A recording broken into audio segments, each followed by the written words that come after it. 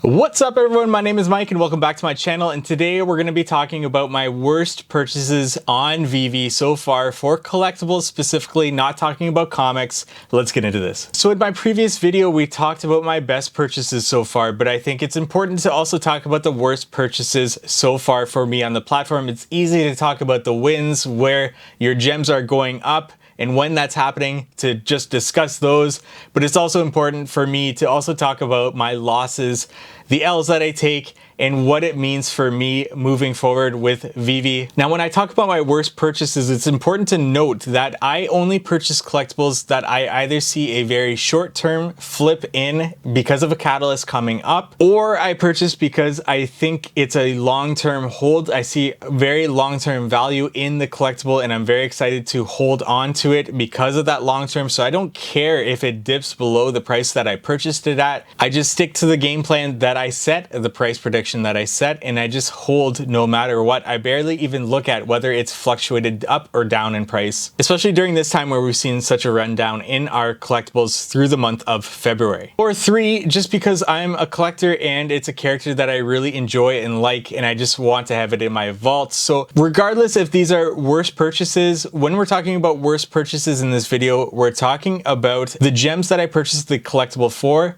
and where it's sitting at right now in the market. So has it dipped below that amount, and how much so? Does that make it a worse purchase?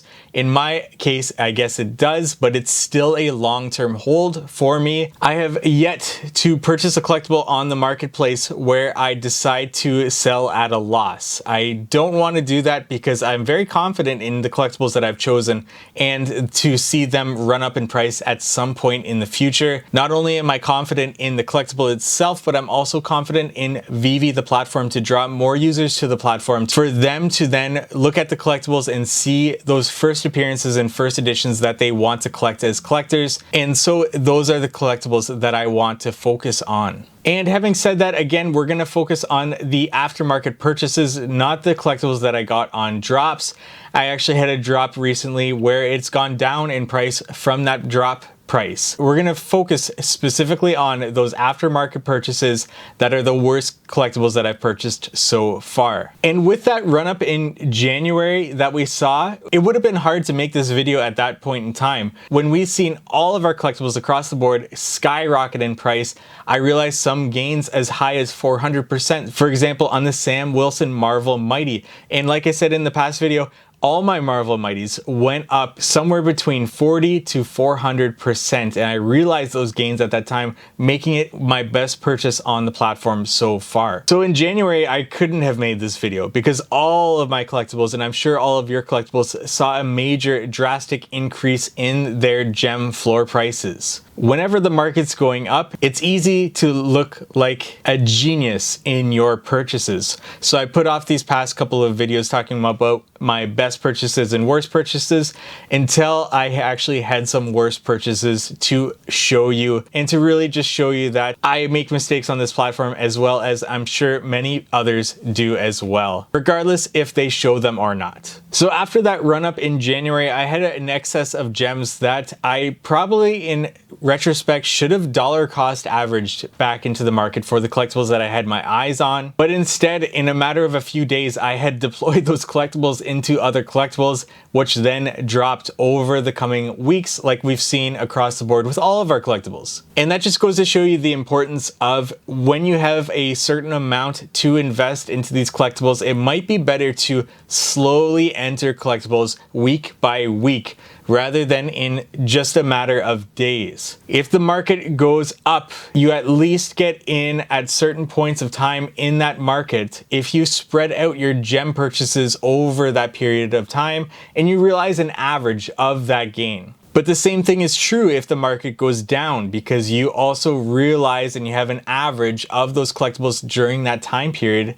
that you're purchasing them. So dollar cost averaging is a good safe way, especially if you have a lump sum of gems that you want to put into the market, to just realize an average, whether that's going up or down. So let's get into a few of my worst purchases on the platform so far, starting with probably my worst.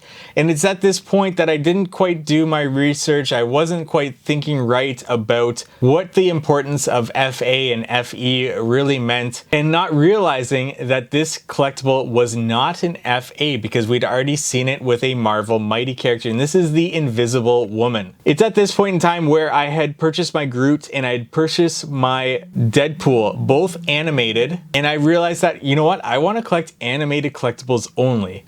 Quite specifically if they could be FA, but if they are not, I will still collect those animated collectibles. And so I saw Invisible Woman and I FOMO'd into the market at 450 gems. To put it in perspective, right now she's sitting somewhere around 170 gems for the ultra rare, the animated one that I have. Now, this isn't even one that I made a game plan for to hold for the long term or for a short term flip. I just really liked the animation behind it. I thought it was a good collectible to have, and I purchased it, and I probably regret this one more than any others. Still, I'm sure we'll see some catalysts with the Fantastic Four having a movie in production, though this isn't going to be for years yet. Perhaps in the Doctor Strange movie we'll see an appearance of Mr. Fantastic, as it's been rumored, but whether or not this is a catalyst for Invisible Woman, we just don't know. Fingers crossed, but for this one, I think it's going to be tough to see that rise back to that 450 gem in the short to midterm, especially not until MTL has fully rolled out. So this one is a big L. My next one is one that I actually made a video about, and I'm still really bullish on this collectible considering its low edition rate. And you should go back and watch that video on the Ben Reilly Uncommon Spider-Man that I purchased. Not only did I purchase one, but I purchased two of them. And I purchased two of them in the 700s somewhere for gems.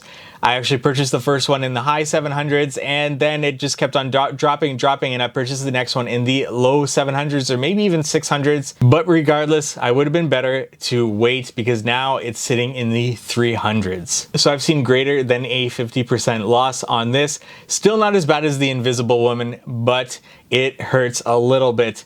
The thing that is redeeming about this is that it is a first appearance of the Ben Reilly Spider-Man. It looks amazing, and it has a low edition amount for an uncommon. So the reason why I purchased this one was because of the Into the Spider-Verse movie coming out in October, Across the Spider-Verse, and I think that if we see Ben Reilly as a Spider-Man variant in that, as we've maybe been rumored, and other Spider-Mans being rumored to appear in this, I think this will be a good catalyst for Ben Reilly to go up in price a little bit. Once we get past this MTL, which I'm sure we will see it rolled out fully to everyone by the time October runs around. There's just so many positive catalysts around this time period, both with VeVe and this character, that I think we'll see it exceed where I purchased him at. And ultimately, I plan on holding one even beyond that and selling the other, as long as hopefully I hit a 100% return on that. So we should see somewhere around the 1500 gems mark. And it had actually exceeded more than 1,000 gems at some point in time, and I bought it from that high